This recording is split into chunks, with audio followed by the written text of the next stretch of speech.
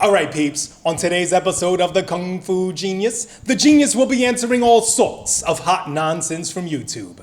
Lots of gems, lots of liars, cutthroats, cowards, and hypocrips. Lots of, hey yo, man, just because you got your Wing Chun tramp stamp don't mean you efficient, homie. Let's get to it. And every day, I practice martial arts. Watch out! Yo, Dre, how you doing, man? Oh, not good. Is that good? Well, we're coming out of the gate nice and hot, man. Hey, we don't have any Phil Collins or Genesis stuff going on this time. Happening? I don't know. You know what it is? What? So we have to kind of let our audience know a little bit about the workflow at the Kung Fu Genius podcast, all right? So back in the day, we used to record Mondays. And we would record Mondays at like a normal time in the middle of the day. Like, Yeah, true. Yeah, like what, 1, 2 o'clock, something like in the middle of the day. Some rational time. Yeah, rational time, Yeah. right? We were not like overly tired or, you know, it's in the middle of the day, so we're awake, we're ready to go. We just eased ourselves into the recording. And now, like, for the last few months, we moved everything up here to the 5th floor. And because of your schedule, Yes, you, Dre. Diva, the real star of the podcast, all right, can't come on Mondays anymore and can only come on Saturdays. Lisa Hiba gonna die? Yeah, hey. No Jar Jar Binks here, okay? Come all right? on. So take it easy, all right? And so we have to record now on Saturdays. But Saturday is kind of a banger day at City Wing Chun where we got all these different classes. They start, instructor class starts at 11, but I usually have an online private student at 10, which means we got to record before 10. But 10. you also need to get your damn training in. All right, because you can't come to the regular class because you're so special. So I have to get up early and teach you a private lesson at the ass crack of dawn on Saturday. All right, I get up early. You know what's crazy? Is it all falling on me? Saturday is normally the day where you sleep in late. Saturday is the one day where I gotta get up early like an asshole. All right, I gotta get up early too. Okay. Your earliness means that sometimes I don't even go home. I'm here before you because I slept here. That's Think right. about that. Yes. So I get here early to teach you. All right. Wow.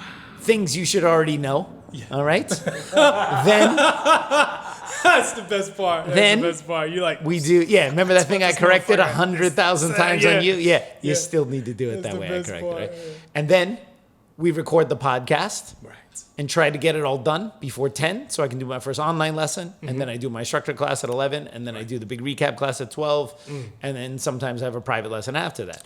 But also, we got a little behind on episodes. There was a time when we were like 10 episodes ahead and we're like, we're good, Yeah, we're we're good. chilling. So awesome. And now we are, like most New Yorkers living paycheck to paycheck, we are doing episode to episode, week to week, yes, right? So we yes. are up to date, but I don't like this because if something comes up, you can't make it, something goes on, you know, we got to scramble to get Like I that can't episode. make it November 5th. Yeah, because this is the only day you can come. So basically, you are totally making our lives difficult for us, all right? Yes, you, not You. us. Why is it falling on me? Okay? You. So, Blame being pointed at. we decided, you know, let's go ahead and you know, maybe do 2 episodes Why does today. Mikey Deane look really look like Michael McDonald right now? I thought you were going to say Paddington Bear. All right, I'm like, I don't know. It's just, it's just the Dre, I accent. am With the sitting over rain here hat. on my own. Yes. The galoshes. All right. So we decided today to record 2 episodes, Okay. which means that we've been at City Wing Chun for a very long time. Oh, goddamn. And we did that Birdie's Bruce Lee Oh, bullshit yeah. this morning, which was high was energy. And then now I've since rails. taught about 4 hours of fist fighting. Yes. All right. Pugilism. Stuffed a lunch in my face. Gave a tutorial on Canva. True. And now here we are again for the 2nd episode. So we're at that point of the day. We're like where delirium. We're a little bit delirious. All right. It's like I feel like I'm never gonna leave City Wing Chun and not in a good way. All right. So anyway, here we are for another Ask Me Anything episode. What you yes. got for me, Drake? I got the banger coming out the gate. Banger coming out the gate. JKD Merit Master Group. This is a whole group. It's a whole group, but it's Throwing one a person. question It's at one you. person. Ah, It's a dude from Boston. okay. All right. Cousins with Joe This is a Lozon, group, though. the It's a UFC group. fighter. But he's a JKD and Wing Chun enthusiast, and I would say he's probably our top commenter. He's an instructor. He's like big into JKD, Wing Chun. He's got lots of comments, lots of cool questions. He's like every time a video comes out, I get like I had to turn the notifications off on my phone just because of the number of comments he's on there, right? All right. And he's always got these great comments, great questions. Shout out he's to the very JKD supportive. Merit. Absolutely. Let's do it. Okay, he literally says, okay, here's my question today. There we go. Alex, what is the most common misconception about Wing Chun? Wow. The one you hear the most, it's disgusting at type of thing. Wow, that's difficult because on a daily basis, you Yeah. know, when I'm on Instagram, when I'm on the gram, You on the gram? you know, my Kung Fu Genius Instagram at the Kung Fu Genius is curated mainly for just Wing Chun stuff, right? And BJJ stuff and martial arts stuff in general. So I get lots of like, you know, the reels that get suggested to me, like all the cool martial arts, acrobatic stuff, and then the Wing Chun stuff or whatever, right? And most of what I see about Wing Chun, at least as it's presented on Instagram, is either what I would just dub kind of harmless, doesn't rock the boat. Well, I watch it with a very kind of neutral, like, I don't go, when I see Wing Chun stuff that is not like in line with the way I do it or present it, I think unlike some other Wing Chun people, I don't get my panties in a twist and then have to go make a video you wear about, panties? yes, Okay. a couple sizes too small. So it's Okay. not easy to twist them. Oh, man. When I see stuff I don't like, I don't decide, oh, I need to make a video just trashing this thing because I'm so emotionally triggered because people out there don't do Wing Chun according to the way I think it should be done, right? I don't care how other people do Wing Chun. If they're happy and it brings them joy, man, whatever, that's fine. You know, I have my opinions about what I think Wing Chun should be like or how it should be taught or whatever, and people are under absolutely no obligation to agree with me. That's totally fine. So that's how I do it, and the way you do it is fine.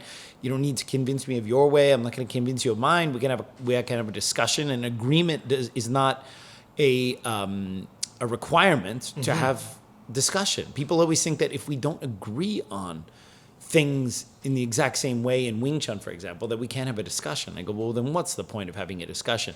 If you only want to silo yourself to discuss Wing Chun with people who have the same exact opinion as you, that basically would mean you're only talking to your own students. Agree to disagree. Okay.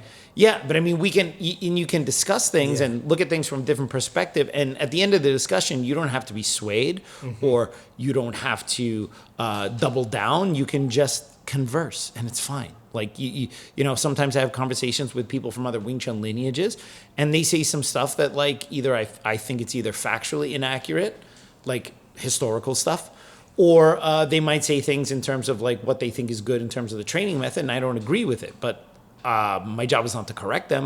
What I think the problem Wing Chun people have, especially Wing Chun talking heads, is the moment they see something that is not in line with their presentation of Wing Chun, which is their narrow, limited view, they immediately get triggered as if somehow it's their job to correct this person, all right?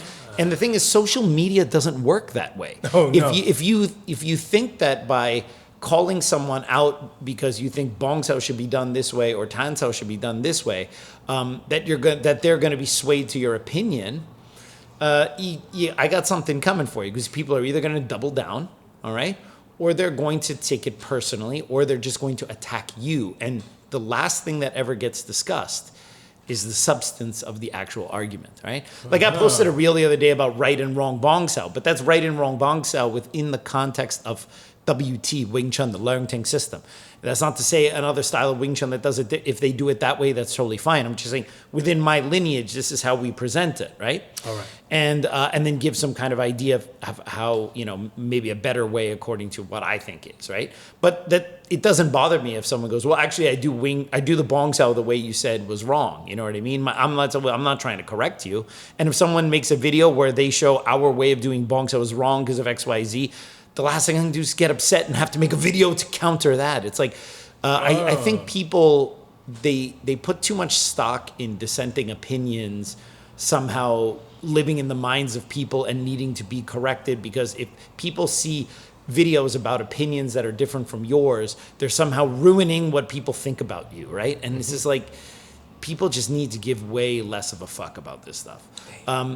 But back to the question, all right? What is a misconception about Wing Chun that kind of drives me nuts? Well, there's a lot of them, and it also depends on who you're talking to or what the particular context is. But I think in general, one of the misconceptions is that because Wing Chun is a martial art that focuses on simple, direct action. So it's an efficient martial art, right? We're not doing big movements or wasted actions or anything like that. Simultaneous offense and defense, which is supposed to kind of make you functionally faster. And, ideas like the center line, so, occupying the shortest distance between you and your opponent. All of these things which are logical, which are efficient, which make sense.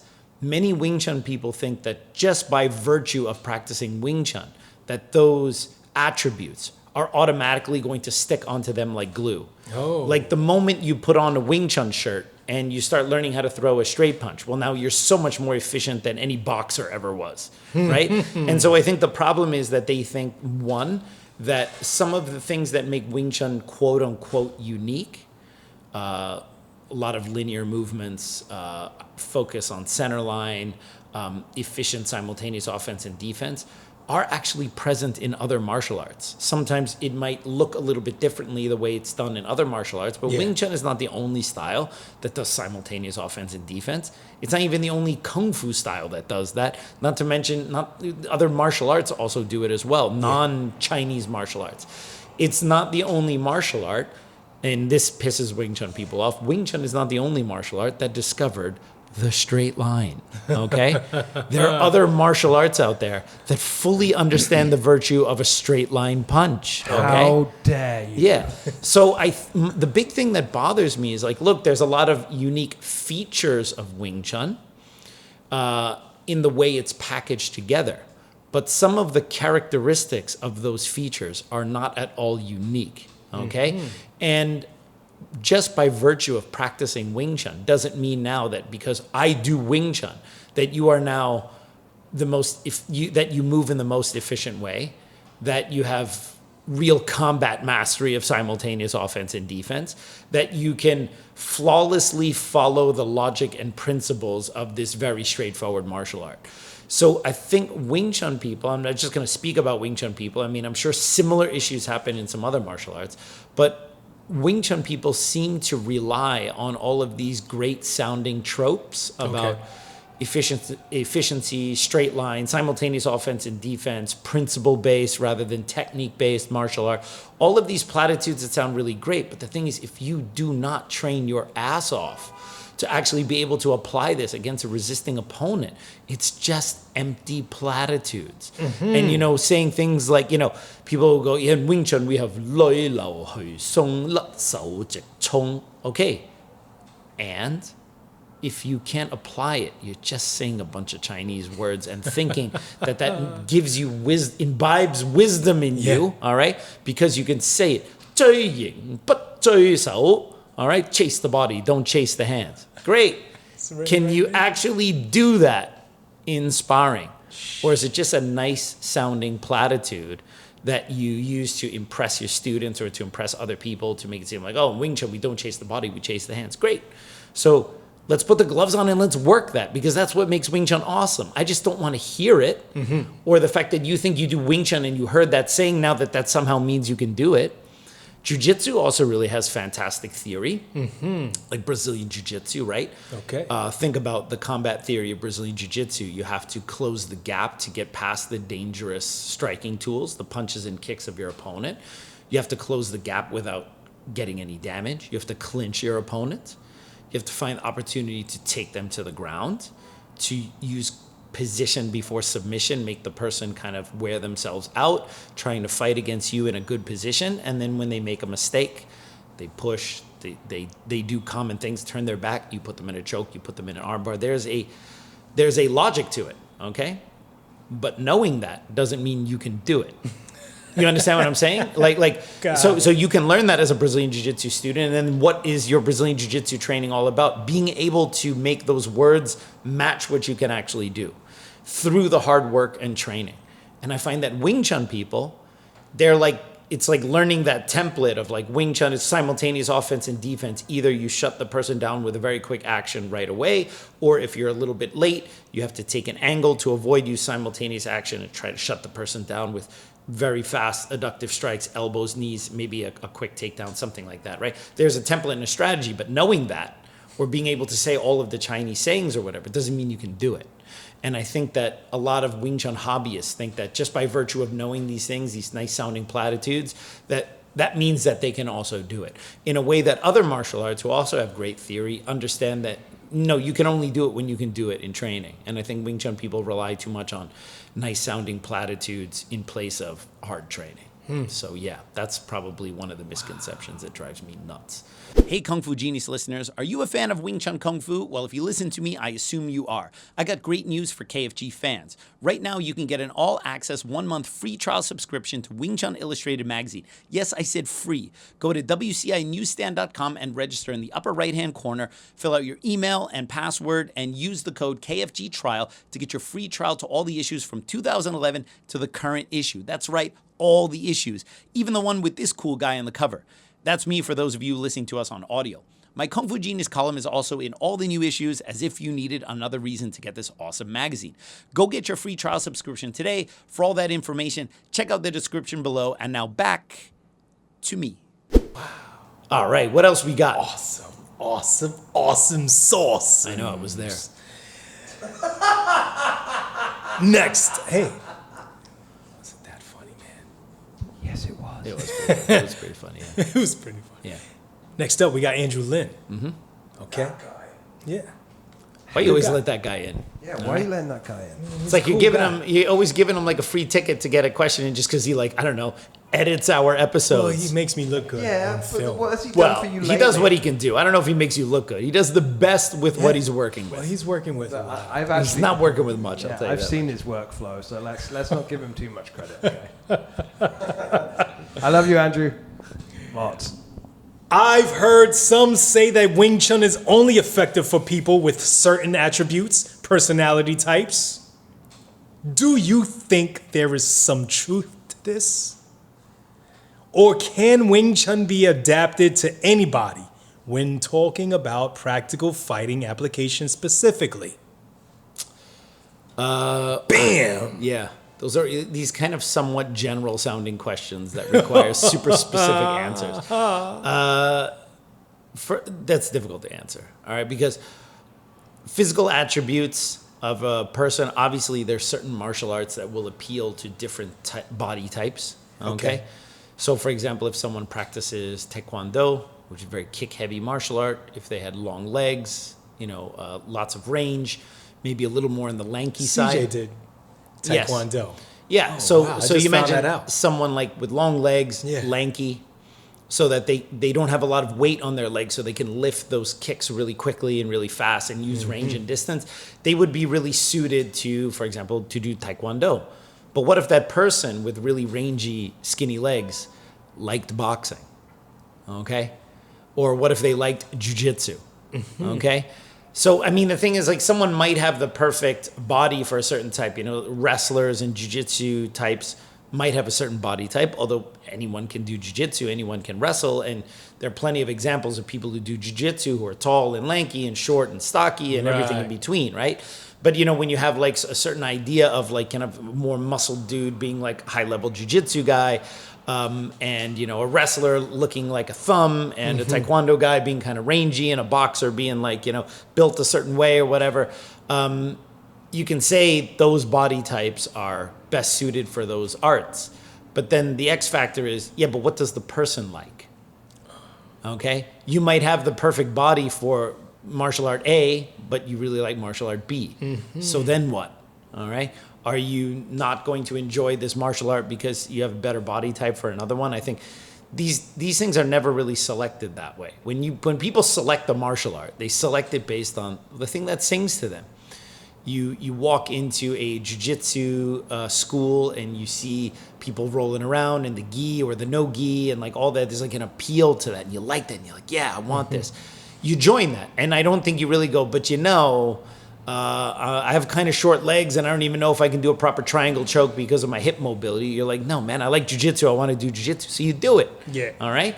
You have, maybe a certain body type and which would be suited for like, I don't know, judo or something or boxing or whatever. And then you like Wing Chun. Well, what are you going to do? I mean, like you're only on this world for a very short time. Okay.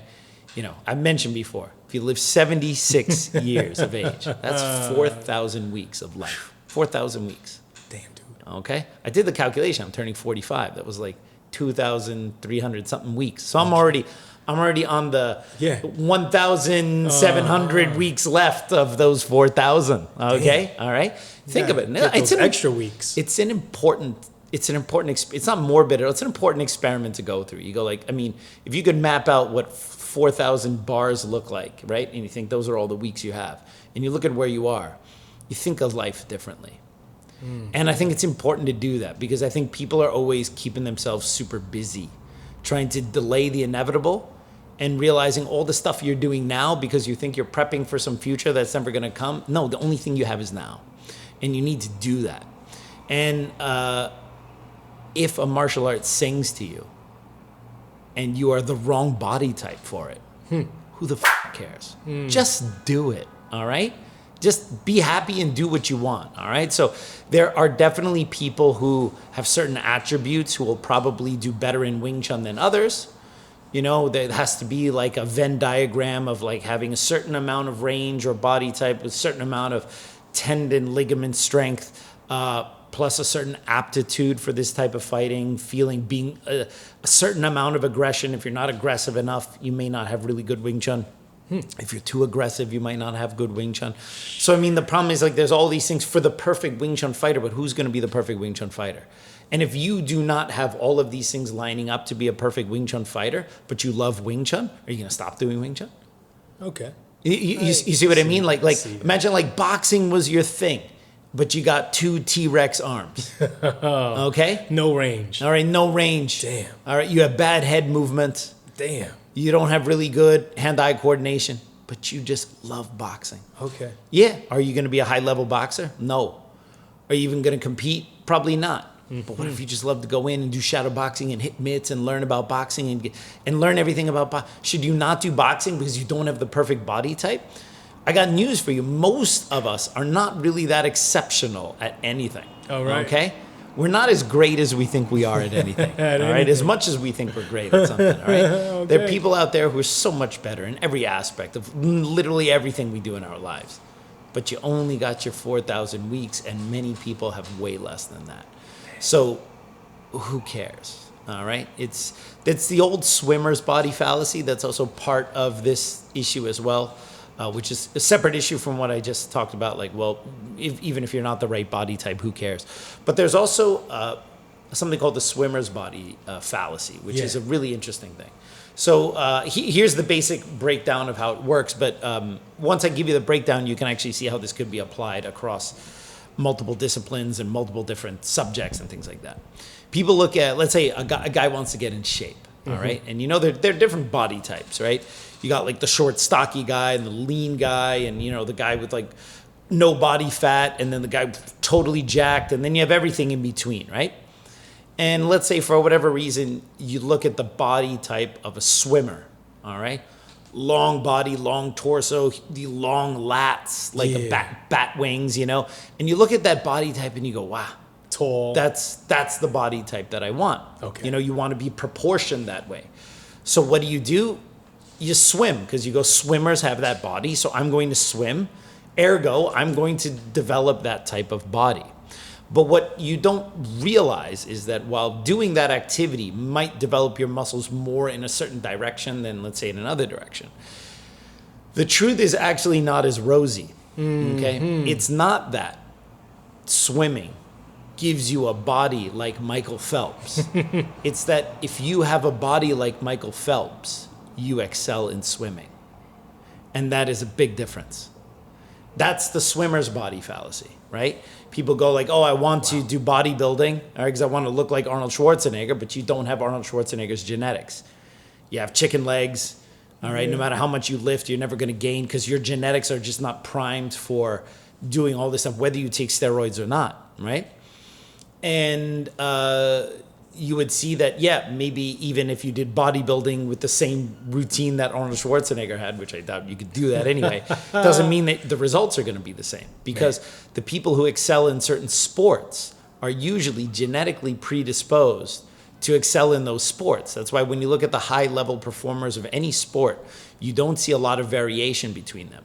If you look at all the high-level wrestlers in the Olympics, in the various weight classes, all the lightweights, all the heavyweights, if you looked at them across years, they all have the same body type. Wow. If you look at swimmers, same thing. It's fascinating. Right? If you look at power lifters, if you look at gymnasts, okay? Yeah. So by doing those activities, you can definitely create muscles in a direction that makes you look more like that sport that you want. But the truth is, it's actually people who have those body types, they're predisposed to develop in those directions, are the ones who excel in those fields. Not that training in those fields are going to give you that body type, right? So that's another aspect that can be tacked on to this question here that, if you don't have the right quote unquote body type for Wing Chun, which, I mean, anybody can learn Wing Chun, anyone can do Wing Chun. So I don't really know what that body type is. You have to learn to adapt it for yourself, right? We have a student here, Marlon. He's a technician. He's very skinny, rangy, and he has to train with a bunch of monsters, right? So he has to learn how to be really sticky with his chi sao because he can't really overwhelm someone. He's got very thin arms, so he has to learn to be more technical, right? And he has to learn to stick and ride out, and he can't just go storming in. He's going to run into a punch. So he has to be a little bit more patient and ride it out and wait for his opportunity. So you also have to adapt the art to suit your body type, right? I think that there's just this idea that if you have a certain body type, you can perform Wing Chun in a certain way, and that's a way that's visually appealing. Maybe people look at like Sifu Amin, 6'2", like 200 pounds at his peak, and like just this pure athletic kind of Wing Chun style. Yeah, but if you don't have Sifu Amin's body, does that mean you cannot do Wing Chun? Or that you have to do Wing Chun the exact same way he did, right? So there are a lot of factors. It's basically impossible to answer a question like that. All right, so what else you got for me? I got Fortnite Dad. Fortnite Dad, awesome. Yeah. Is that a video game? Fortnite is a video game. Fortnite Dad may not be a video game. Oh, okay, all right. Hey, Sifu Thanks Alex. for clarifying that, by the way. Great podcast. I really love it. I would like to know your views on breathing in WT systems. As far as I understand, one of Wing Chun's concepts is economy of movement, and I assume breathing plays a role in that. Also, I have noticed in some Okinawan karate styles, they do their forms, kata, with deep breathing. Is there any breathing training within the WT system? Thanks, and keep up the amazing work. Triple thumbs up. Triple thumbs up. Wow, thank you. That's a great question. Breathing in relation to martial arts can be very complicated, or it can be very simple, depending on the presentation, right?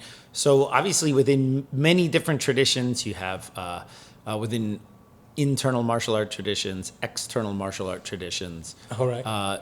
Yoga, basically anything that schools movement. They're usually, the breath has to be addressed at some point.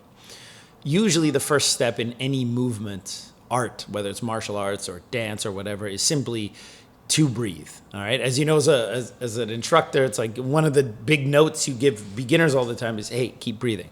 Don't stop breathing. Hey, don't forget to breathe. Right. My famous line I always say in class, hey, guys, don't forget to breathe. Breathing is life. All right. It's okay. Okay. Because whenever you learn a new movement pattern, and you're going under a little stress trying to figure out these new movement patterns, and then your amygdala tends to stress out, and then you hold your breath.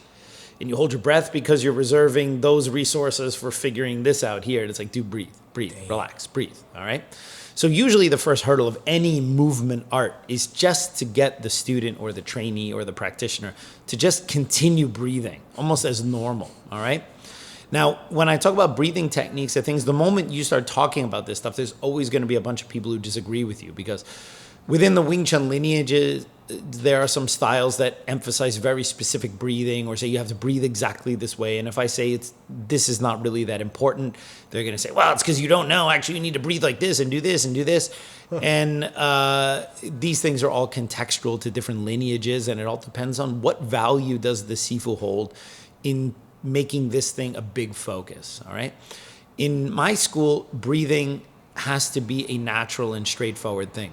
Wing Chun can be practiced in a ballistic type way. You go from, trying to calm the situation down to suddenly having to spring into action, potentially using multiple punches, multiple strikes in a very short time. So in that way, Wing Chun can be done in a ballistic way. Wing Chun can also be done in a non-ballistic way. I mean, you can just, the guy comes at you and you move out of the way and you just give him one punch, It all depends on the situation, right? So you can do it in a really smooth way if the situation allows you to do so, or you're going to have to get on your horse and start throwing hands and elbows, all right? And you have to get serious about it. All depends on who's standing in front of you and in what situation and in what mind state were you in when you got attacked, right? Oh, right. So a lot of people who say, like, you should always breathe this way in fighting usually are also the people who don't have a lot of experience with that, right? Because you're not going to, when you're in that type of amygdala hijack, when someone is trying to murder your face with their fists, decide, all right, I need to do the number 9 set of breathing. One really slow inhale and then 3 fast exhales. Dude, shut up. The dude's about to punch you in the face. You got to do something right now, okay? And I think what people misinterpret are, for example, breathing techniques which would be useful in meditation, like if you're practicing something like mindfulness, where you're intentionally trying to follow the breath, but you're not actually breathing in a special way. You're just actually trying to follow the breath with your mind. Right. Then there are certain types of yogic breathing where they have fire breath and you're breathing faster and all this, and that's to create different effects in the body, and that could be useful for meditation or for other things, right? But we're talking about martial arts, all right? And I think that there's a lot of people who conflate like yogic and internal breathing practices with how you're supposed to breathe when you are under stress and somebody's trying to murder you, okay? The idea that you're going to do your perfect pranic breathing when someone has a hammer in their hand and they're trying to murder you, I think is kind of ridiculous. That goes out the okay? window. I think it's kind of ridiculous, right? And yes, of course, it doesn't mean you can't strive to be able to breathe in those stressful situations in a special way if that's what your style advocates. But let's just take Wing Chun, for example, all right? Yes, there are times where, you might just slip out of the way and hit someone, do something simple, or just launch a kick, and that might be the end of the fight, right? Okay. And then there are other times where you're going to have to, like I said, get on your horse and, start throwing some hands. If you're in that position where you have to throw some hands and some punches and some elbows and you have to go, the most important thing is that you can just continue to breathe normally as much as possible under that type of stress. Because if you hold your breath, it's going to be problematic for you being able to transfer power and all that kind of stuff. You might get away with it for a little bit, but ultimately you need to breathe, right? So that you can calm down, bring your heart rate down a little bit, right? But that requires practice, and that requires mindfulness in the middle of that type of situation, right? So in Wing Chun, the first step is to make sure the student is just breathing when they're practicing, all right? For a ballistic style, we cannot do hard style breathing. We cannot do a ki. We cannot yell or shout with our movements, because when you do a ballistic style, you're punching and hitting too fast. Yeah. It's one thing if you put all of your effort into one reverse punch, all of your effort into one straight punch. And you might go, and you yell and you let this emotion out, or you scream, or you kia, or you channel your prana, or your internal ki or chi, or whatever you want to call it. And you put everything into that one punch, and that scream, that exhale allows you to just channel and focus your power. Okay, great. But now you got to do 5 chain punches a second, or 4 chain punches a second, followed by elbows and kicks. Breathe out on every strike. Yeah, good luck. Okay? Yeah, it's not going to happen, right? Man. You can at best have kind of a stronger exhale for like every 3 punches, you know? But you cannot, imagine breathing out every time you did a chain punch, you would hyperventilate, all right?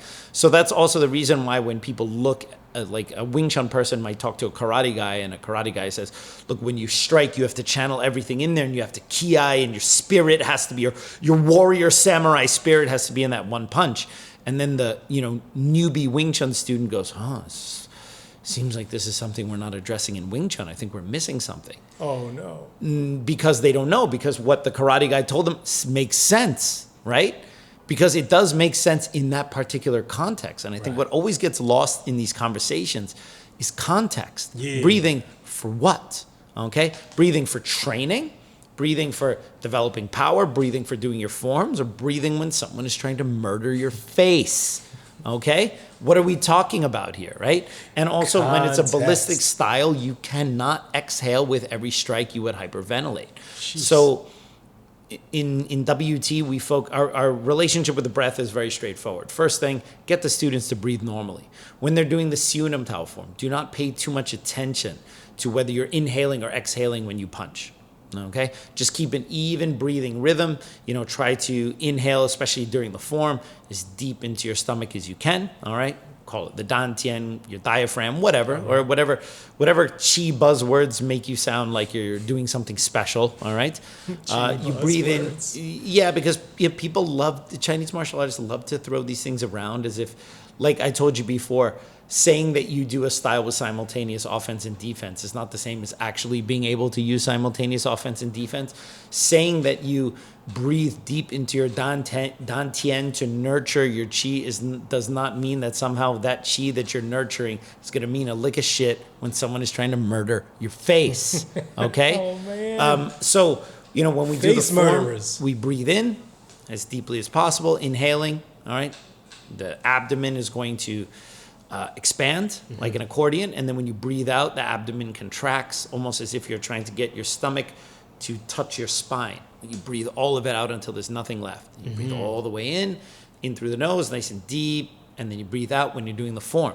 And you pay no attention. You might be inhaling when you launch the left punch. You might be exhaling when you launch the right punch. Doesn't matter. Okay? Because you're going to have to keep an even breathing rhythm whether your punch is going out or punch is going back. You cannot time these things.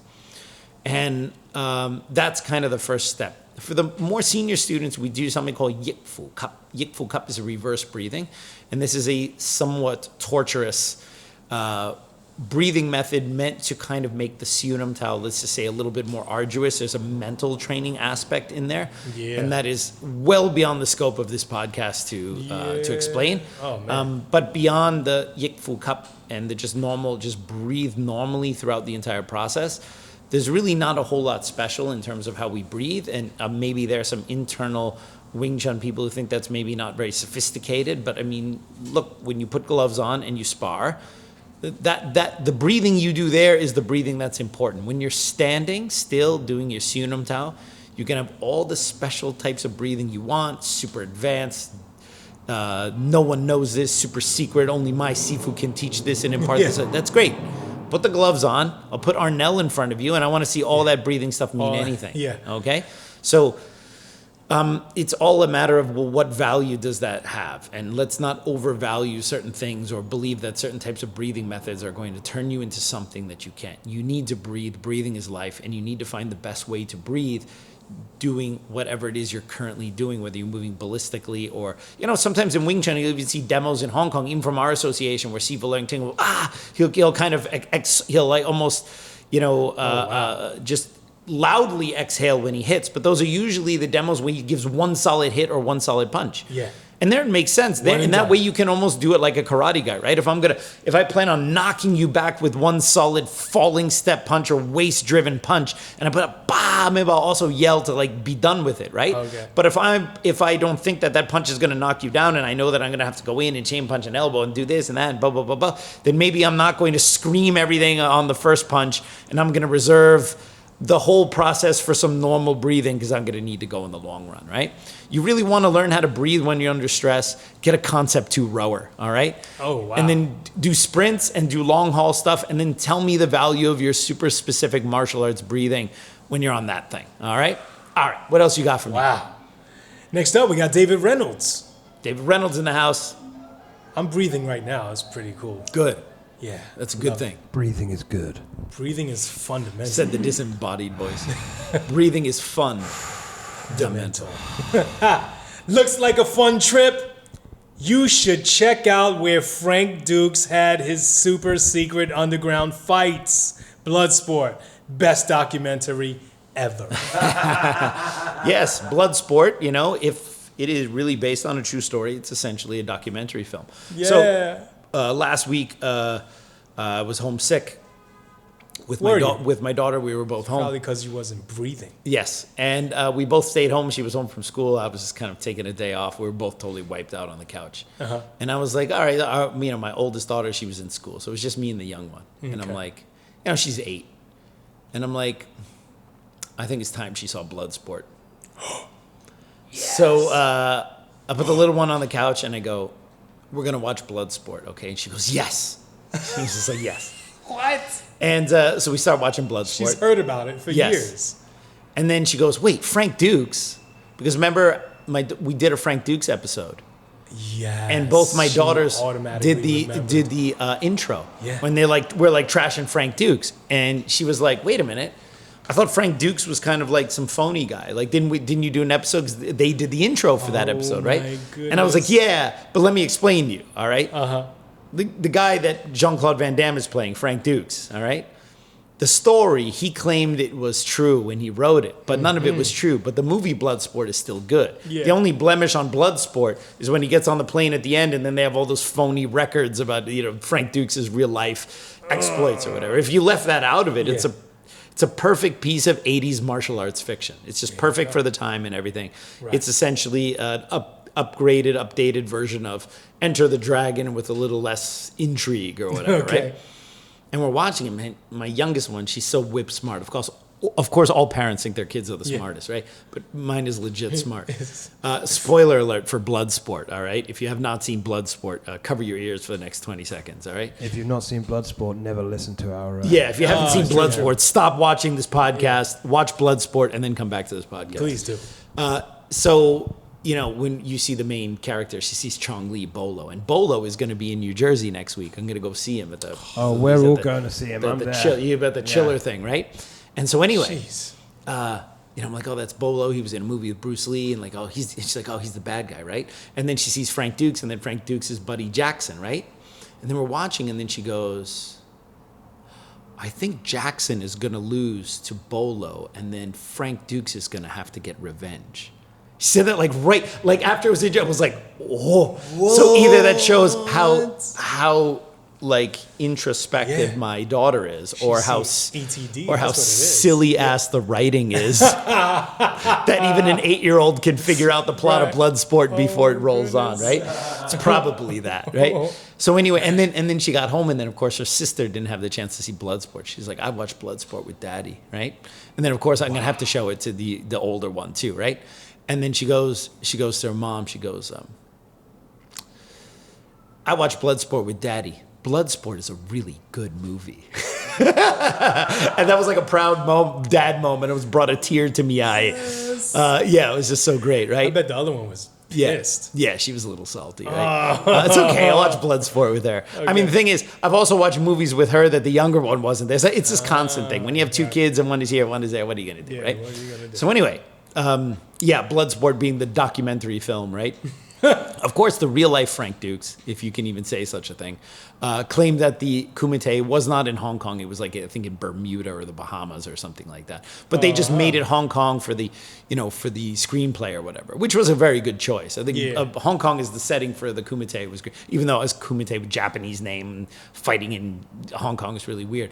But the thing is that, and so Dave talks about the upcoming Hong Kong trip, which I announced, which, by the way, if you guys are interested in coming to Hong Kong with me in 2023 in August. I'm interested. Yeah, the link is actually already below. It is live, and people are already booking. I have we have 3 different packages. One is just the tour, the 7-day tour. Just come with me and look at this stuff. Yeah. One is like the tour plus the training. I'm doing a seminar. There's also going to be an additional class, most likely with Maxivu. And then like the platinum package is you get all of that plus one private lesson with me. Yeah. But I only allow one private lesson because if I have a bunch of people book that, I can't be teaching private lessons the whole time, right? Could you do a semi-private? No, the problem is time. No, the problem is that whether I teach one person or two people, the problem is when am I going to find the time for that lesson? Right. So I only have 5 packages available, and as of this, the tour has been up for 3 days. 3 of those packages are gone. There are only 2 more packages left where you can get a private lesson with me. The rest of them are the gold package, which is actually the one that most people should sign up for, right? So anyway. It's live. So in the link of this episode, whether you're listening to us on audio or video, you can actually click the link to go to my website and fill out the form to get information. But it is booking fast. It's not until next August, so there's plenty of time to get tickets and hotel. The packages are for the tour only. Obviously, it doesn't include airfare or accommodations or meals. It's just the hanging out with the Kung Fu Genius for 7 days, and whether you just want to do the tour, you want to do the tour and training or whatever, all that stuff. So there's plenty of information. When you sign up, you'll get a PDF which has like all the information about the tour, and then like 15 minutes later, you'll get another PDF which has all the links if you want to register. I thought it was going to be a little slower in terms of people like booking it for next year, and people are already booking that thing like crazy. So it's going by pretty quick. So I wish I could do. What's the cap? Well, I said 15. Yeah. But I have the sneaking suspicion it's going to be more. Because you're already at 15. No, I'm not at 15 yet. I mean, we just opened it 3 days ago, and these episodes haven't come out at the time of me releasing it to the public. Yeah.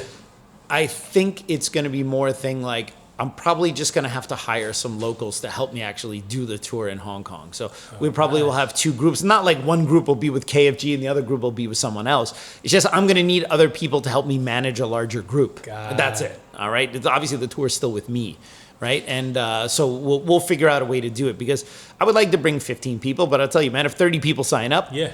Then I'll make 30 people work, and I'll still do it in a way that everyone feels like they get time, and you know we can hang out and it's fun. But 30 would be the absolute max. But I'm looking for like 15, 20, something like that, right? So anyway, it would be fun to do the Bloodsport tour of Hong Kong. Actually, when we went to Hong Kong once, I did point out a couple spots. There's the scene in Bloodsport where he's at the so-called East Lake Hotel in Tsim Sha Tsui, which is basically near the peninsula. And the 2 guys, Forrest Whitaker and then the other guy who are chasing him all over Hong Kong, they capture him, and then Jackson kind of runs them over, and then Jean-Claude Van Damme runs, and then they're basically chasing him through the streets of Hong Kong. Well, if you know Hong Kong, you realize that is an impossible street chase, because basically Jean-Claude Van Damme runs across Nathan Road, all right. And then he's like going through a couple side streets of and then he ends up way Tsim Sha across Tsui. town. No, not even across town. He ends up from because Nathan Road and Tsim Sha Tsui is on the Kowloon side. Yeah. At the end, remember he's walking on those boats, and then they're following him, and then they fall into the water. Okay. All right. That's on the Hong Kong Island side. Oh, wow. Dude. So he literally goes from Kowloon, and then suddenly he's on the other side of the harbor. and then so like I'll point some of that stuff out. Dry, but I can't actually take you to the place where the underground tournament was, because that place does not exist anymore. So the interest of Bloodsport, okay, so I'm going to gush a little bit about Bloodsport, right? I still think it's one of Van Damme's best. Yeah. Just because of the whole mystique of it and everything like that. But the Kumite tournament is supposed to be held at the Kowloon walled city. Kowloon Seng Zai, right? Kowloon Seng Zai was a real place. Yes. It does not exist anymore. You told me about this. Yeah, dude, this is the craziest thing. All right. There was like a portion of land so remember, Hong Kong was a British colony. It was run by one of them colonialists over there, right? Uh-huh. Hey. What? Take it easy. All right. And so, but there was like a section of Hong Kong near Kowloon City that like this plot of land, let's call it like, I don't remember the exact area, but let's say it's a few square acres or whatever, right? A big chunk of land. All right. That's in the British territory that is not owned by the Brits. It's still owned by China. Okay. Okay? But it's like in the middle of a part of Hong Kong.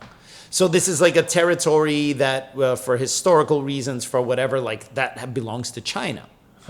But because China could not go into Hong Kong and do anything on this little plot of land, that area became a no man's land by which Hong Kong police had no jurisdiction over this plot of land. Wow. Okay? And if you do not know what the Kowloon walled city is, do yourself a favor after you finish watching this episode. Go on Google, type in Kowloon, Kowloon, walled, Walled city, Kowloon walled city. Wow. And look up photos of this place. It's unbelievable because this plot of land was essentially outside of Hong Kong jurisdiction. What they did was they built one massive illegal structure on top of illegal structure. When you see this thing, it is a wonder that this thing did not fall down. It just looks like they just built buildings on top of buildings. Nothing is built to code. Okay. Everything is stacked on top of each other. Inside, it's all dingy, and it's, it's like the pipes are old and there are rats in there and stuff like this. And because it was essentially a no man's land, Hong Kong police did not go in there. So it was a den of illicit activity. Heroin dealers and triads. And there were a lot of legit businesses in there. Yeah. Okay. Noodle makers and things like that, and people who live there. And when you see the photos of how people lived in Kowloon walled city, tiny rooms, dripping in water and gross and piled on top of each other, and 3 people in a room that can barely fit 1 person. It's unbelievable. It's like it's really amazing. Like that people could even live there. And it was. I mean, there's stories like where cops are chasing criminals by foot, and they run into Kowloon walled city, and the cops are like, "All right, I'm done," and walk the other way. They're not going in there because the moment they go in there, whatever happens to them, it doesn't matter. All right. So this was a wild place. Okay, and in the I believe it was in the 90s. They eventually tore it down. They eventually came to some agreement with China, like, hey, come on, give us this land is literally on Hong Kong property, like, let us just have it, right? And they had to get all of those people out, and there were so many people living in there. When you see what this thing looked like, you're going to be blown away. Yeah. And they even have like online. There's some on YouTube. There are a couple documentaries. There's one German documentary where they actually went into the Kowloon walled city, and it has English subtitles. And you see, it'll blow your mind that people could even live in there because it became a city inside the city. The thing is like multiple city blocks wide, and you could just keep going in, and there's no sunlight coming in. You're just inside a structure built on top of a structure, built on top of a structure, and there's like ratty little crappy fluorescent lights in there, and it's weird. And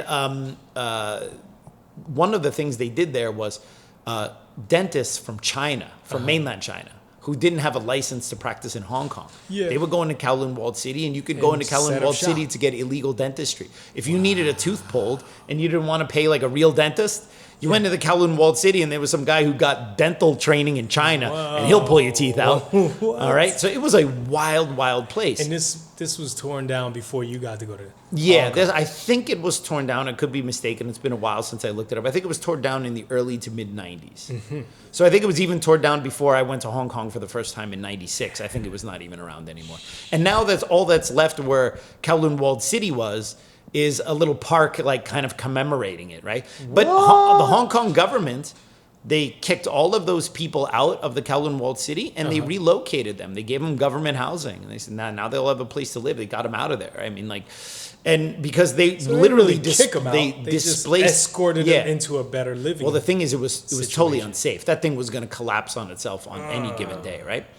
It was really wild. Sounds very Blade Runner. Yeah, you have to see photos of this thing from above, like the aerial photos of it. It's unbelievable. It just doesn't even seem see this doc. So here's the crazy thing. Yeah. All right, Bloodsport. All right, is I believe the only Hollywood film to actually go to the Kowloon walled city. When their Chinese escort Lin or whatever, Victor Lin, Mr. Lin, right? He's like, all right, guys, we're about to there's an invisible barrier to mainland China, right? And he explains the history of the Kowloon walled city, and what he says is actually true. and where he's walking with Jackson and Van Damme, they're walking side along the actual Kowloon walled city. And then, they go to the entrance and the guy goes, "Okay, USA," right? And then they walk into the tunnels and you see them walking into, not tunnels, the hallways. Yeah. That footage where they're going down those dingy hallways was the real Kowloon walled city. So the crazy thing is Bloodsport. As crazy and hokey as people look at that movie, that's one of the only times you could see on film people actually going into the Kowloon walled city, where you're walking down, you see the rats and all that stuff. All of that was actually the Kowloon walled city. Now, when you walk in there, and then you see the big door to go into the Kumite Hall, that was a set. All right, because there was no place inside. The crazy thing is, there was no place in the Kowloon walled city where you would have enough space to have where they held the kumite. Okay. Because everything is just built and stacked on top of it, right? So that part was fictitious. So when you see they're like in front of the doors and they walk up and they go into the kumite hall, that is a set. All right, but when they're walking down the hallways and going in there, that is actually the Kowloon walled city. The real Kowloon walled city. So it's possible Frank Dukes really did have kumites in this place that existed. There would be no space to have a kumite in the Kowloon walled city. Yeah? Yeah. It would be like those Russian videos where they put two people in a telephone booth and they punch the shit out of each other, right? Oh, yes. Okay, that would be... that is yes. awesome. That would be what the kumite would look like at the Kowloon walled city. Yeah, more or less. What do you think All right? about those videos, by the way? Oh, those videos are crazy, man. Those videos are crazy. But yeah, I mean, look, when I take the group to Hong Kong, when we're in Tsim Choi, especially by Chungking Mansions, I'll be like, okay, this is where Van Damme ran across the street when he was being chased. And then like later when we're on the Hong Kong Island side, I'll be like, and this is where he ended up at the end of that road race, right? Okay. And besides that, another place people want me to take them on the tour is where Van Damme did the splits in above the city. You know that, where he's there, like, when he's all sad about Jackson and stuff like that. That's actually on the way to the Victoria Peak. All right. So we can go by there. But I think the slab where he actually did the split on, I don't think that's there. I think they put that there just for the movie. But that outlook is there. And the view of Hong Kong is way cooler now. There are way more buildings. So people, if you have booked already and you have not seen Bloodsport yet, you should watch Bloodsport. Yeah. Yeah. Should watch Bloodsport. Or if you haven't watched it in a long time, like myself, watch it again. You should absolutely watch Bloodsport because it's basically wrong and you're a bad person if you haven't. Yes, exactly. Okay.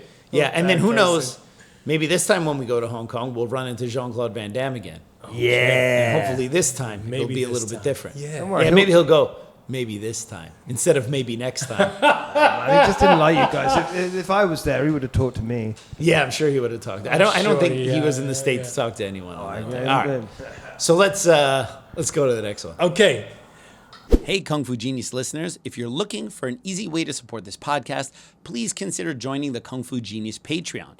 You could support for as little as $5 a month and get access to episodes a few days early. Higher levels of support get additional goodies, exclusive content, and even your name in the description. The baller level of support will give you the opportunity to be a Dre for a day and give me a rest from this guy over here. A link for the Kung Fu Genius Patreon page is in the description below. You can also support us by subscribing to the Kung Fu Genius on YouTube, liking this video, and sharing it on your social media platforms. When you subscribe on YouTube, don't forget to hit that bell for notifications so you will know as soon as a new episode or a premiere is available for you to watch. For those of us who listen to us on audio, it's a huge help if you don't just rate the podcast, but also write a review wherever you listen to the Kung Fu Genius, such as Apple or Google Podcasts. I really appreciate it. And now back to me. Next up, we got JP Steve's hand handstand. Hand handstand. He's one of our top commenters. Right? You should figure out his name. You really should speak out. I should know it by now. Yeah. I think I got it. He always has great questions. Yeah. Sifu, another question for your next Q&A session. This is how you know we're in New York, by the way. You hear that background? Yeah. They're coming for Dre. That's a 5 p.m. a Saturday in Midtown Manhattan right there. All right? We live in a circus here. My God. Something interesting happened at work, but I don't even want to talk about it. You're here in comments. You guys sent me that text, which everyone was reposting from like those apps that track the crime, that there was a dude in a ninja suit with a samurai sword who attacked someone downtown, right? Yep. Only in New York, man. I posted that on my IG stories, man. I didn't get to post it. With the Alicia Keys New York song playing. Concrete Jungle, where dreams are made, where you can attack someone with a samurai sword while you're wearing a ninja suit. What was crazy was the progression of the news and what was happening, you know, and then finally like, oh, this guy was in a ninja outfit, by the way. Of course. Because what else would he be wearing? Yeah, so KFG, how much is your bail for that? Yeah. It's all the Yeah. Patreon funds. Oh, goodness. You're probably familiar with this story. I read that when Bruce was starting to become a star in Hong Kong, some guy literally climbed over the fence of Bruce's property and was calling him out on the front yard with the intent of fighting him. He apparently wanted to find out if Bruce was legit or not. Bruce was understandably infuriated by this and allegedly... I'm infuriated by the way he's reading this question. well, of course, it's infuriating. And allegedly kicked the guy as hard as he could. But I don't remember the article mentioning the aftermath of this incident. How badly was the guy injured? Did Bruce press charges for breaking and entering? Any insight on this matter would be appreciated. Thanks in advance. Yeah, I actually saw this question in the comments, and I wanted to do some research before I answered it. I remember the story. Matt Pauly mentions it in his book, and I think the source might be from either Alex Ben Block's book or it could be Linda Lee's first book. Okay. So, I heard the story, and I believe that it was at the Kowloon Tong home where I took you. Someone jumped over that fence, and while he was in the guard. Cumberland Road. 41 Cumberland Road. All right. Jesus Christ. This is getting 38 Cumberland sausages. Yes. What the heck, man? What in Cumberland the world? sausages. Get out of here with Yeah, those so I sausages. remember in the story, but I would actually have to look it up. We're going to do an interview with Steve Carriage. And I think that's a good question for him because he knows a lot of that kind of stuff. Okay. So I will I'll ask him, and then I can also look it up. But I mean, I heard the story, but I don't know. The deets. I would have to maybe I have a Hong Kong library online. You can if you go there, you can actually they have a periodical. You can research periodicals, newspapers, and magazines and stuff. It's obviously all in Chinese, but you can put in Chinese keywords. And I've done that like with Yip Man, which is really interesting. You put in date ranges. And so I would put in like Yip Man from like 1960 to 1972. Oh. Okay. Or 1950 to 1972. So basically the whole time he was teaching, right? So then what's going to come up are all the newspaper articles that mention Yip Man during his lifetime. And so I looked up that it wasn't too many, but there were a few, and just different articles mentioning Yip Man and stuff like that. And then cool. I did the same thing with Bruce Lee, and that's where I saw all like the Lao Tai Chun challenging Bruce Lee stuff. That stuff was really in the newspapers. So I can imagine. That's what Birie should do. Yeah. But no, Birie knows all this stuff. People, he knows people it already. contact him. You remember how he gets his information? People send him emails and contact. Wait a minute, you didn't. This isn't the Hong Kong library or the Chinese library, is it? It's his archive. Yeah. Okay. That's So where I'm you not get really it. looking. I'm just asking Birie because he is the world's foremost expert on Bruce Lee. Okay. So I probably could actually just look up Bruce Lee in that date range. Yeah. And see. There should be a art. I mean, if the story was here, I can imagine that the newspaper reported on it. So that would probably be the place to go. But I would need to come back to this question. Yeah. And I think I mentioned in the comments, which is why you need to get better at reading them. If you read the comment, you'll see underneath I said, "That's great. I'm gonna have to do some research on this one before I get back to you." Oh man. You're expecting a little too much of Yeah, it. I'm expecting a little bit too much of Dre. I mean, like you Just go a can't even little make deeper. it in on any other day other than the Saturday morning. Even that's a bit much. You know what I mean? Instead of that one Why does he layer, have to- go a little deeper in the layers. All right, Deaver, let's go. Easy, man. See? You are the Pretty fly. 37 years old in a karate class. Pretty fly for a Filipino guy is a question. All Yeah, right, that's love what's his up. questions. Doing my forms along with the In the Air Tonight has inexplicably 10 times my WC. It's golden if you get to the dummy form by the time the drums come in. You Yes. know what? I'm taking it all back. Yeah. Yes. Mm-hmm. So if you guys don't know what we're talking about 2 episodes ago, episodes ago, Yeah. we found out that Mikey Deane our beloved producer and audio guy, even though he's a Brit, Yeah. absolutely hates Phil Collins It's and so Genesis. strange. British people hate Phil Collins and Genesis. It's a thing. It's- We also hate Benny Hill. I love Benny Hill. You know, it was great. Every time I grew up on Benny Hill. Yeah, every time he says this kind of stuff, we get Brits in the comments who Yeah. don't agree with him, right? Like, you know, he gave That's so zero funny. shits Yeah. about the Queen dying, right? And then like there were comments saying like, no, How dare you? any real Brit actually does care about the royal family, like trying to correct him. Yeah, you see, the problem is he's been in America too long, all right? Yeah. Which is funny because a lot of Americans are totally enamored with the royal family, right? Yeah. And it's like, no, I don't think like, no, that's literally Mikey Deane. He's He's all drinks punk rock. Americanos.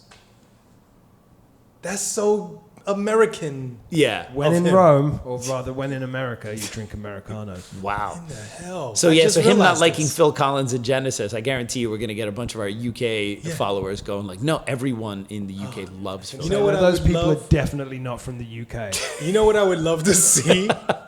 I would love to see Mikey Deane standing next to Mike Tyson during that song playing in the air tonight, and then drums come in, and seeing Mike Tyson goes because he loves Yeah. that song. Right. And He Mikey loves that Deane would song be so so much, yeah. terrified by Mike Tyson, he would have to pretend that he liked the song. So he would be in a situation. Because like if he was Yeah. just there like, oh, no, I don't like this. Oh. And then Mike Tyson looked at him and was like, what do you mean you don't like this? Yeah. This is the best part coming up. This is the best part. Why do you sound like Tito Jackson? You sound like Tito Jackson. No. All right. Just as far as that's concerned, we've all got to die sometime. Yes. If that's the hill I'm going to die. No. I think the if way Mike it Tyson goes. were next to him, Mike Tyson was totally feeling Yeah. in the air tonight. I think this dude would pretend he was into it too. And you know how he'd kill me if I'd say it? If I said it before the drum roll, he'd just punch me inside with the drum roll. The boom. So there you go. All right. So anyway, thanks Lenny for bringing up that Yes. that comment. Yeah, thanks. Thank very you, much. Pretty Fly. All right, next up we got TK. Really interesting episode with the team in the studio. I am no longer in the land of confusion.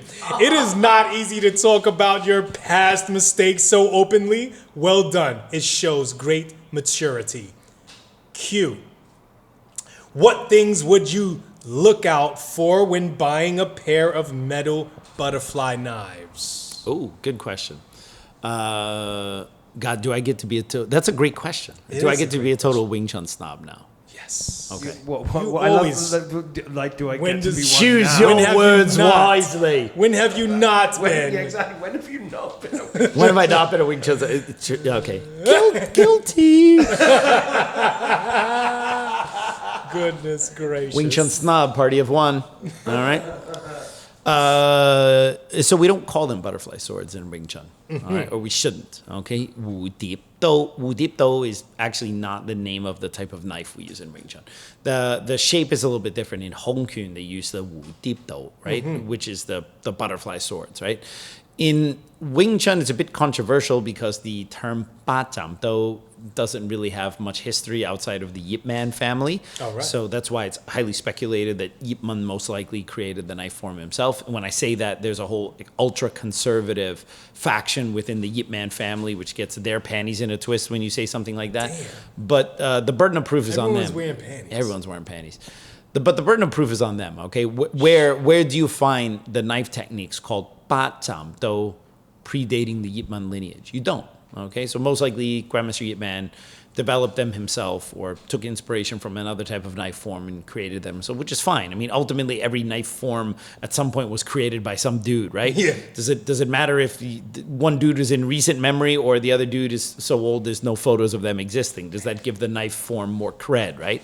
I would argue I would rather have a photo of the person who designed the stuff I'm doing, because at least it would make them more I wonder contemporary. what form this Chamber Street ninja used. Yeah, I'm sure. The samurai Yeah, sword. the fuck you. Yeah, ninja All with a right? samurai sword. Yes. How do you? Yeah, no. Yeah. Yeah, wrong katana, bro.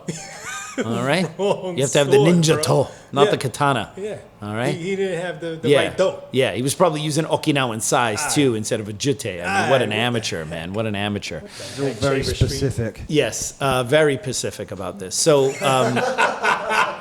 so in Wing Chun, we don't actually use butterfly knives. They shouldn't be called that because some Wing Chun sifu actually call the type of knife we use the ba zham do. So they name the type of knife as the same name as the form or the group of techniques that we do. And others call it bao zhang do. Bao zhang do means bao means to cover. Zhang is elbow. Do is knife. So it means the elbow that goes, the knife that goes at least to your elbow.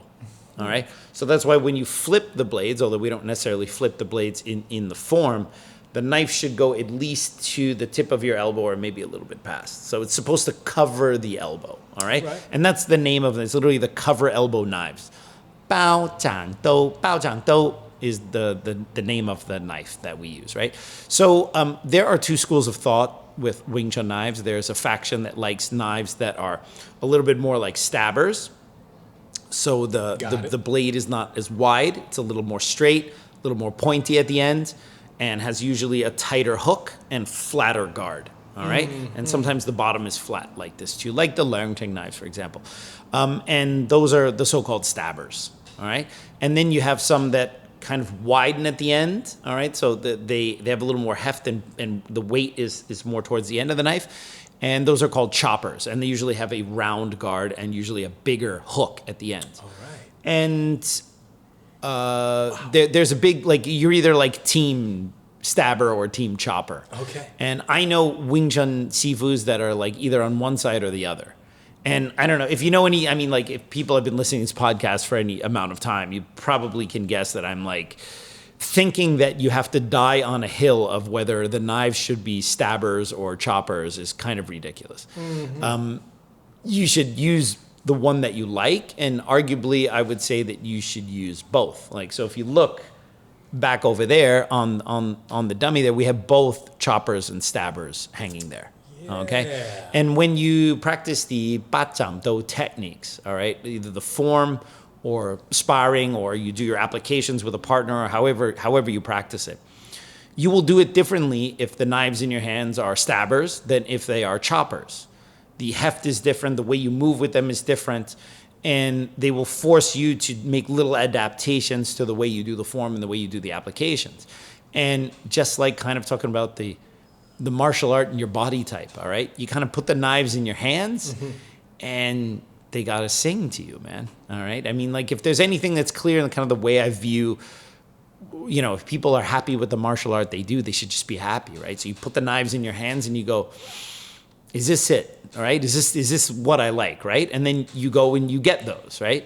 Now, of course, it also depends on what your sifu tells you. I mean, if your sifu is partial to stabbers, and that's the knives they prefer to teach you in, well, then learn the form with the knives that your sifu tells you to do them with, because one, they're your sifu, and two, what they're going to teach you is optimized for that type of knife because that's their preference. And then once you practice that, you internalize it, then try it with other knives and see if you like it better or you don't think it's as good. Okay. And then see what adaptations you have to make. So you have to, there's a little bit of feel and there's a lot of personal preference involved in which type of knives you like, right?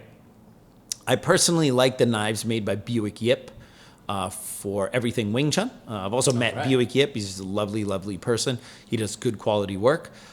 Usually with the Buick Yip knives, because they have a nice wood handle, I like to put tennis grips. You can go to a sports store and get those tennis wraps. All right. And I like to put tennis grips on the Bacham Do so that you can squeeze them a little bit and you have grip, but you can still kind of move them within your hand, so there's some play. I like it better than the wood because when you get sweaty, the wood gets really slippy, all right? So usually whatever type of Bacham Do you end up getting, the handles are usually not great. The Leungting handles, like the wrapping he puts on this, is like pure trash. It's like this nasty cord that digs into your hand, right? And you're better off just putting electrical tape on there for a grip than what comes with those things. And a lot of times they'll have like the wrapped ones that go this way here. And oftentimes if you get some like cheap knives from China, the stuff starts unwrapping while you're doing it, right? So like I'm of the opinion, whatever knives you get, if they don't have wrapping or they have wrapping, put tennis grips on them. Just go to a sports store, get tennis grips, put them nice and tight, put the little tape on both ends, keep it tight, and then keep it tight. All right. The tennis grips will wear out if you practice with them regularly. Like I have to change the grips on my knives at least once a year. Sometimes twice a year, depending on how much I'm training or how much I'm teaching. I mean, I have a few different knives. I don't always use the same ones, but usually about once or twice a year, I have to replace the grips because you just start, especially when you're doing duck do and all those movements, like it just starts to rub a little bit, and then you have to replace it. So I would recommend the Buick Yip choppers from Everything Wing Chun. Those are pretty badass. All right, yeah. Damn. All right, time for one more. You know what I have? I don't know what you have. I have actually something I wanted to try out. It's a new segment. A new segment? Have. Oh, we're doing segments now? Yeah, what are we going to do? Skits? Yeah. A Just monologue? throw it at you. Should I have a monologue at the beginning of every episode? See what you think. All right, we'll see what I think. Yeah. All right. Try it out. Try it on. See Okay. how it fits. So, drug letter video comment of the day. Oh, Jesus. Are you kidding me? Okay. So, Remember that video you made, drug letters? Yes, I remember that video. It's still the #1 video on our channel. How the is it Bruce still Lee drug #1? letters? Yeah, it's How many the only one views people. does this have? It doesn't have. There are other people who did drug letter videos, like Golden Bell did it after mine. They have way more views than ours. But for our channel, it's got like the most. Birie numbers? No. It's like one of Birdie's smaller videos. Okay. All right. Okay. But it's still the biggest one on our channel. Oh, It's right. like when I just basically read the drug letters, right? Jeez. But dude, the comments I get on there are crazy. Oh, It's it is like borderline, like people think the number of people who think I'm just making them up as I go along, like Beardy style, is ridiculous. It's like, dude, the Bruce Lee drug letters were sold. I can imagine. At the Heritage Auction House. Oh, okay, wow. here in New York. Yeah. Sounds like a made-up place Every to time me. I We drive went home, past it we other- drive past Yeah, the we drove Heritage past it, Auction. yes, Like I yes. go, yo, that's the place that sold the Bruce Lee Yes. drug letters, right? Right. They're a huge auction house here in Manhattan. They have to authentic. They can't be selling fake shit Pretty like legit, that place, right? and but there's this thing like because people do no research. They watch a video and go, oh, he's just making it up or whatever because they don't want it to be true. And they haven't done enough research to understand that, it's because we all knew that Bob Baker was Bruce Lee's drug dealer, but everyone just thought it was just weed. So when we found out it was, but that's what the real Bruce Lee fans already knew. Okay. So when we found out, oh, no, it was way worse, it wasn't this huge leap for us because we already knew that Bob Baker was some kind of drug dealer for Bruce Lee. It was just we did not know the extent, the LSD, the cocaine, all that kind of stuff, right? And then we found out, it was like, oh, and then we saw the letters, oh, this kind of explains a lot. But it wasn't this huge jump. But there are people that don't know jack shit about Bruce Lee. Damn. And just think that you're trying to like assassinate his character, right? So the comments I get on there, like if there's a batshit crazy all caps comment. Okay. Because, on my YouTube app, it just shows the comments in the order they come in and it just tells you what video it belongs to, right? So whenever I open the app and I see just some crazy all caps word salad of hot nonsense, I'm like, drug letters. It's a drug letters comment. I need access to this app. No, you don't. Yes. No, it doesn't make your life better. I turn the notifications off because I'll check it like once or twice a day. I'll like all the relevant comments and then I'll just look at some hot nonsense. And be like, what is this? And then if there's just someone who's being abusive or just being a troll, I'll just get rid of them, whatever. All right. And the drug letters ones, I just leave them because I just like whatever. Just let those comments be a steaming cesspool of human worthlessness. Yeah, which is why we need to have one a week. Yeah. Okay, so now you're going to read one of the comments? I'm gonna Is it a read- question? What is it? A comment from Awilda Rodriguez. Wilda Rodriguez. Yes. Excited to hear it. All right, are you ready? You probably read it already. You probably haven't. It's probably fresh. I probably new. just saw the all caps and then glanced over it. Okay. But I probably liked it because I just like it so that it goes off my notifications. That's a lot of crock. You should be ashamed of yourself. Master Bruce Lee never did such things. Bob Baker lied. Bob Baker, lied, and so did his friend. They are liars, cutthroats, cowards, hypocrips. Hypocrips. Hypocrips. Hypocrips. Okay? You know what Bruce Lee also never did? Hypocrips. You know what Bruce Lee also never did? What? referred to himself as master. And that's all I gotta say about that. All right, everyone. Well, I hope you enjoyed that episode of the Kung Fu Genius. As always, don't forget to subscribe to the Kung Fu Genius. Hit that bell for notifications. And if you have any questions for me on a future episode, just put them in the comments below. And I'll see you guys next time.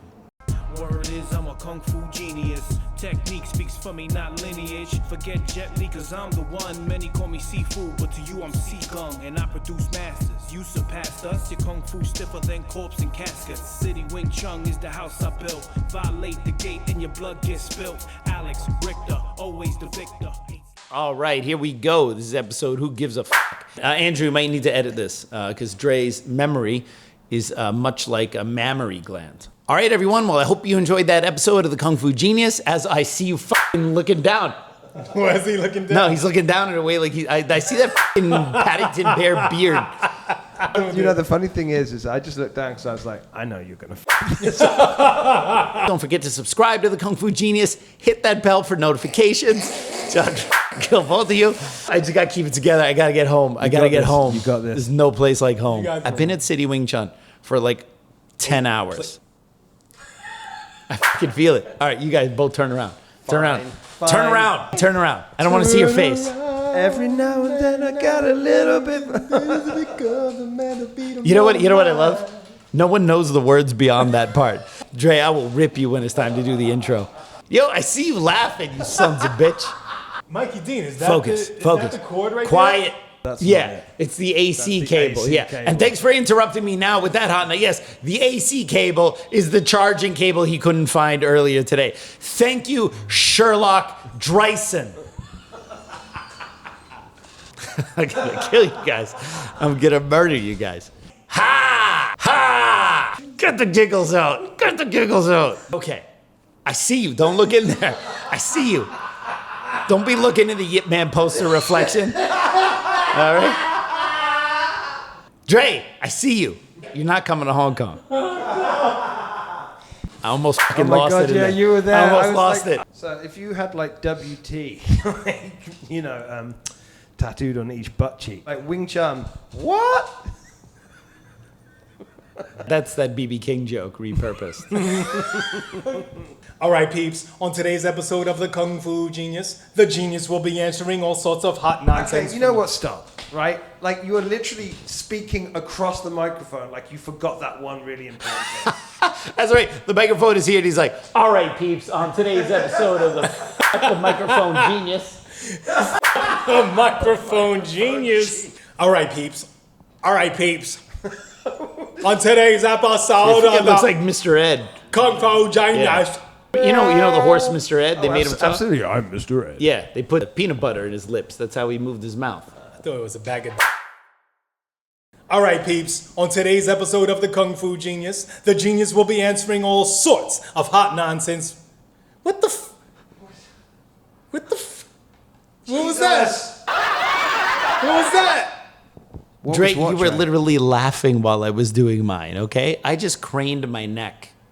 Why are you crane your neck like that? I'm about to crane your neck. Let's go. Why? New York City? Lots of gyms, lots of liars, cutthroats, cowards, and hippocrips. All right, peoples.